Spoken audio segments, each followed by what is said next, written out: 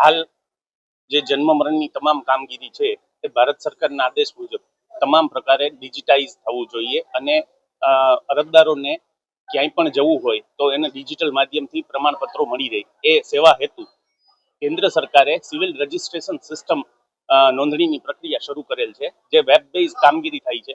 અને આ ગુજરાત સરકારે ઇનિશિયેટિવ સ્વીકારી અને તારીખ 1 સપ્ટેમ્બર 2025 થી આ પોર્ટલનો સ્વીકાર કરેલ છે. આ પોર્ટલ નો રાજકોટ મહાનગરપાલિકાએ પણ સ્વીકાર કરેલો છે અને તેમાં કામગીરી શરૂ કરી દીધી છે. અને 2025 પહેલા જે કામગીરી થતી હતી એ રાજ્ય સરકારના વેબ પોર્ટલ ઈ ઓળખમાં થતું હતું, જેના કરેલા કામગીરીનો ડેટા શિફ્ટિંગની કામગીરી શરૂ છે, જેથી હાલ થોડી ઘણી મુશ્કેલીઓનો સામનો કરવો પડે છે.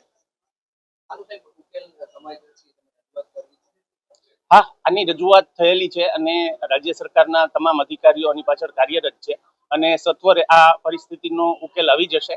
તમામ ડેટાબેઝ છે એ સિવિલ રજિસ્ટ્રેશન સિસ્ટમમાં ટ્રાન્સફર થઈ જશે અને પબ્લિકને અમે એકદમ સત્વરે કામગીરી શરૂ કરી અને પૂર્ણતા કરી દઈશું.